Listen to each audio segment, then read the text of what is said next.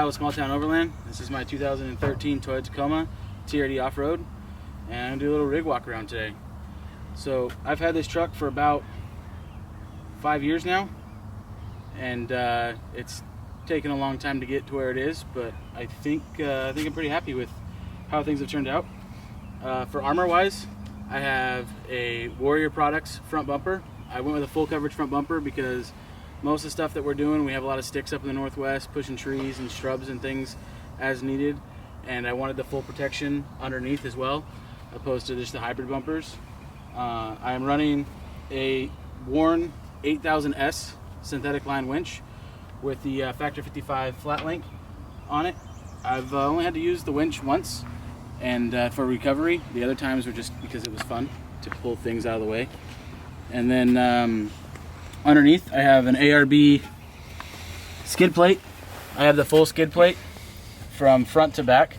I do not have the whole thing on right now. I just got my gears done, so I need to install the rest of that. And then KC 6-inch HID lights that I did an LED conversion to, which they are super bright. I got a third one on the way. These ones are spots, and my middle will be a floodlight. I have Tacoma Beast headlights. The stock headlights work great. I went through a couple of large puddles, and apparently somewhere along the way I punctured it and it filled up with water and it stopped working. So I figured, why upgrade with stocks when you can kind of get a cool headlight from Tacoma Beast? So why not? Move around the side. Suspension, I have Old Man Emu heavy front suspension, the 700-pound springs on it. I have not got upper or lower control arms yet. I'm looking into those. Iron Man Off-Road has a set that I really like, and I think I might go with them. I've been also looking at Total Chaos and a couple of other brands. I just haven't really decided on which one I like yet. Tires, I'm running 285s, 75, 17, or 16s. So I run the Raceline rim. It's 16. I like this smaller rim with a beefier tire. It gives me a lot of availability to air down. I think I am going to stay with the smaller tire opposed to going up to like a full size 33. Just because the stuff that we do, I don't really need that extra clearance. And I mean, the cab mount chop can be done. I could go bigger, but I just didn't feel like it was super necessary for the build that I'm doing right now. I do have this awesome Air Max Safari snorkel. Cutting a 6-inch hole in the side of your truck is it's terrifying, I'm not gonna lie, and doing it yourself is even more terrifying because you can't blame anybody if they screw up. But I didn't do it for water crossings. Everyone always asks me if I do a bunch of water crossings. Well, I do love puddles, but I got it for the dust we have up here, and I'm not typically the leader on a lot of trails, and I don't like breathing everyone's dust, and the stock intake was underneath the wheel well, and dust breathes there. I have noticed a huge difference in air temperatures running this now, especially in the wintertime. It's great. It is durable. It has taken an absolute beating from brush and branches that we run into on our tight trails up here. And then ditch mount lights, I have the ditch mount themselves is from CBI, and then I'm running KCG 32 wide beams up on them. They are also LED and super awesome. KC has some great technology with them. They're very usable lights, so I don't get a lot of hood wash on it. They put light where I want it and not where I don't. Sliders, I went with a local brand. They're Metal Tech. They're out of Newberg, Oregon. They have been awesome. I love the kick out.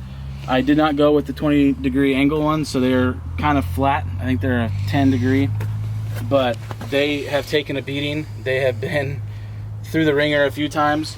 The kick out is a must. Anybody who's putting sliders on rigs, having that extra little kick out, being able to pivot around trees or rocks or anything that we have, has been a definite necessity. So from there, and if we move up top, I'm running the front runner rack with the Expedition rails on it. This thing is solid. It has been a complete blessing. Gives me extra storage. It is aluminum. I've not had any issues with it. It is, like I said, taking a beating. I have the front runner high lift mount I don't currently run the high lift on it right now. It's heavy and it doesn't need to be on all the time, and kind of weary of, thieves. And we've kind of found out that the high lift, it's kind of sketchy. And it's really sketchy, yeah. So it's almost not worth it. Is if you have to change a tire, your stock bottle jack or an aftermarket bottle jack will do. I mean, you might have to bring a block or something with you, but it's a lot safer. I'll guarantee you that. And then I'm running the KC C2s on the side. I've got 2 on each side. They're awesome camp lights. They light up the world. And on top of the rack, I have a Harbor Freight Special box. It's been waterproof. It stores all my recovery gear. And then on the other side, I have 2 roto packs that are my extra fuel. I have yet to really need them, but I've cut it close quite a few times. And it's a sketchy feeling when you're in the middle of nowhere going, I hope I have enough fuel to get back, because the gas stations were closed in California when we did it, which that's awesome. Thanks, California, for being awesome. From there, I got an IRE MX canopy. It has been solid.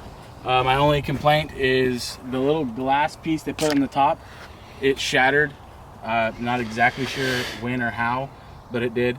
It's been a trooper. And on top of that, I now have the ARE Expedition basket, and it's sturdy. I mean, it's on there. I had Yakima racks to house everything. I didn't like the fact that you couldn't use it and you couldn't put things up there. And I mean, this is aluminum. It's got a Molly ports on the top of it, and then it's got spots where you can mount extra lights or mount extra anything, little tie downs that are there. So definite useful upgrade. And it stores right now just my X-Bull Max Tracks, or traction boards. Sorry, no Max Tracks. No Max Tracks. No Max Tracks for us. But those X-Bulls off Amazon have been great. I've got 3 sets of them. I have used them in the snow, in the sand, in the rocks, in the mud. I've used them as bridges. Yes, they do take a beating, and they're probably needing to be replaced. There's a lot of stress fractures in them, but they work, and they've continued to work. And until they stop working, I'm not upgrading them. In the rear, I have the Delver leaf pack. It is squeaky, like everyone says. I have tried pressure washing it. I've tried throwing spray grease inside, white lightning lubricants. I've tried a bunch of stuff. The only thing that takes that squeak away is throwing a trailer on it. But other than that, the nickname of the truck has been called Squeak, because everywhere we go, you'll hear me coming. Because it's loud. And it is what it is. Rear armor, I have a custom made high clearance rear bumper. Again, cutting the flares off of your truck is it's kind of sketchy. I mean, it's your baby, and I mean, treat the truck great, and this rear bumper has taken a beating. However, the clearance that I get out of it, that I've gained, has been awesome. The rear approach angle is fantastic. I do wish one day to put a swing out on it. However, I do tow a trailer, and a swing out with the trailer is going to be problemsome because I won't be able to get in and out of it as easy. But it's got dual recovery points on either side that are welded and gusseted through. I have a Smittybilt receiver tug point on it if I ever was to need it. This truck has been stuck, and it has been high centered, and I've been buried up to 2-3 feet of icy, crappy, slushy snow. It's been submerged in the water. I mean, I've had to carpet clean it. It is what it is. It is used, and it's definitely not show quality. There's trail scratches all over it. The other thing I've upgraded is the differential. It did come with the e-locker. Unfortunately, the e-locker didn't work as well as I'd hoped it would, and I stripped out my gears and my third member and pretty much blew up my whole rear end. So this last January, we did an axle swap out of an SR5 version, and I ARB air lockered the rear, and I put Nitro 488 gears in, front and rear. The gears, best thing you can do to this rig. They bring out the power back out of it, and it is extremely noticeable, especially using the gears to go down any hills, pulling the trailer. Works great. I did do the breather razor on it, so my breather valve actually comes from up top out of the axle housing, and I threw it in here, which I know some people are like, why would you do that? But it works good, and I don't get a lot of water inside of my gas cap. I don't think. I shouldn't. If I do, I'm probably in trouble. What do you got in the back of the bed, Kyle? In the back of the bed is probably a mess. I do have a dog, and my dog loves to go with me.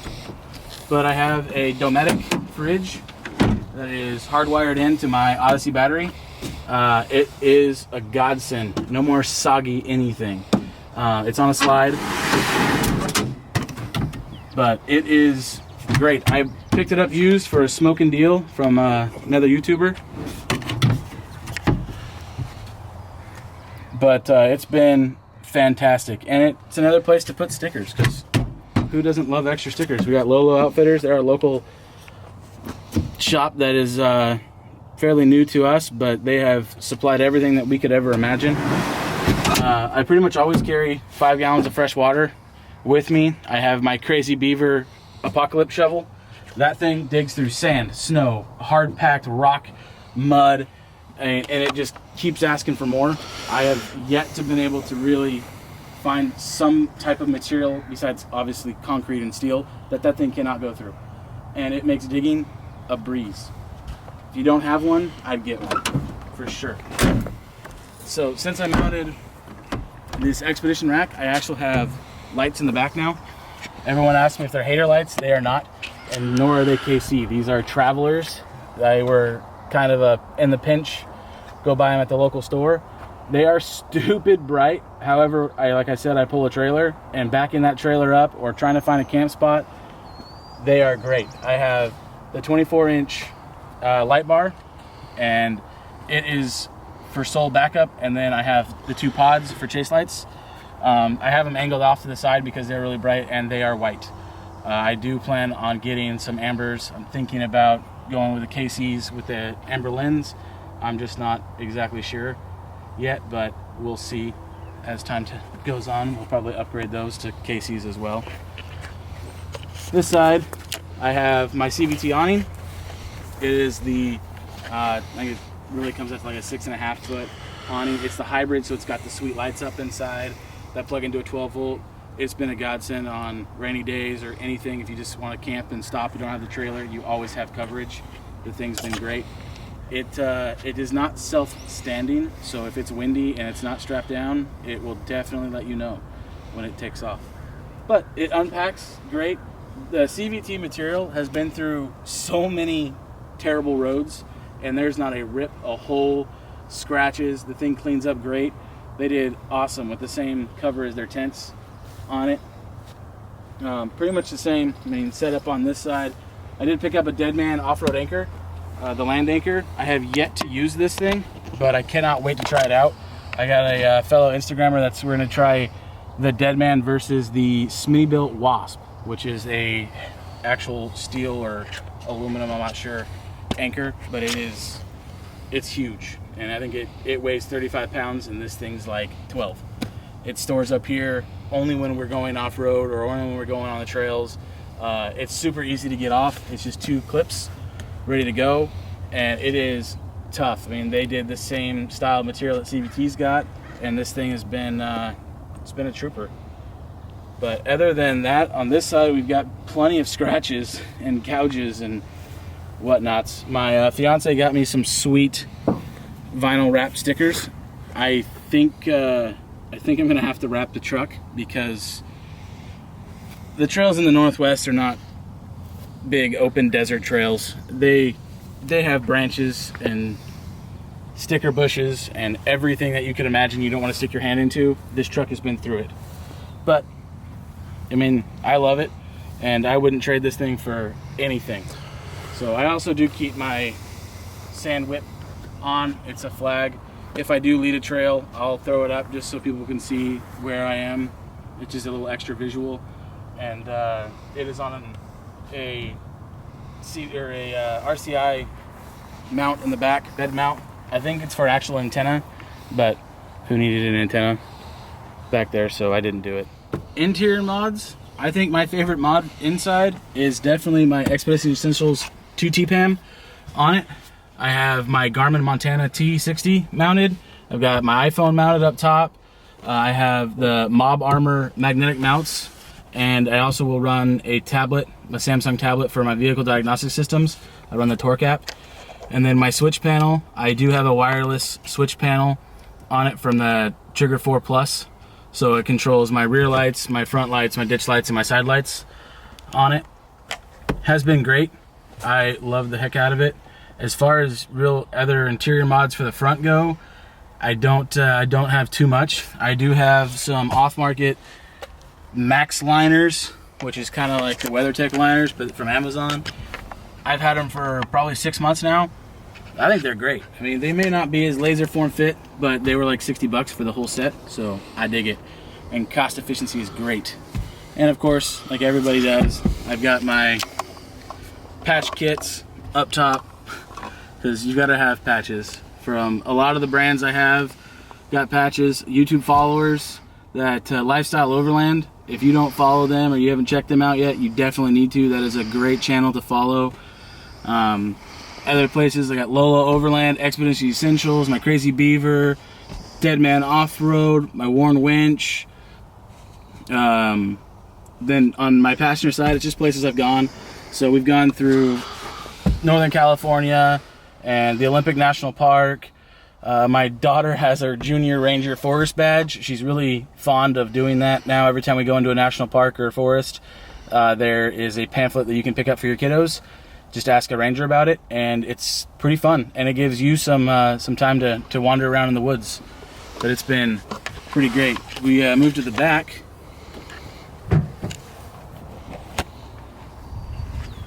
This is my daughter's domain. She's 6. She absolutely loves to go on trips. I put Wrangler handles in here so that she has a little bit easier time getting in and out. And she's kind of short, so grabbing the rear grab handle is kind of tough for her.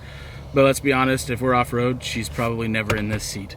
She's, you know, bouncing around or sitting in the middle or hanging out the window trying to grab leaves like every little kid did. This side, since I only have one kiddo and don't really need much over here, is my tool area. I have a last US bag rear seat storage unit, which carries my CB radio, air down tools, tire repair kit. It's got a med kit in there. It's got gloves and vest if I have to change tires or whatever. And then I also have my Overland Vehicle Systems tool roll, which is the one in the front here. And then their pocket rolls. These things are great if you're looking for a little tool roll and don't want to carry the heavy toolbox anymore. Great canvas.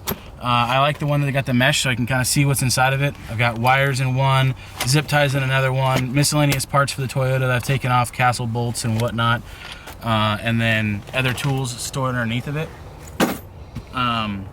And then my med kit is mounted to the back of my seat. That is an IFAC Advanced with a splint and a C-collar support.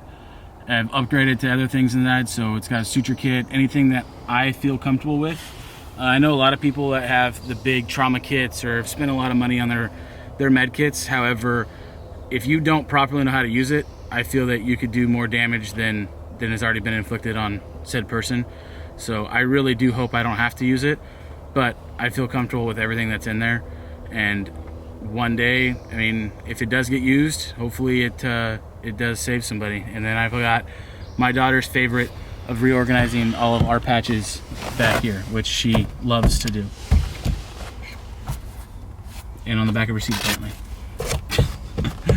But that is the inside of my 2013 Taco, and the outside of it. I mean, there's definitely going to be more mods to come.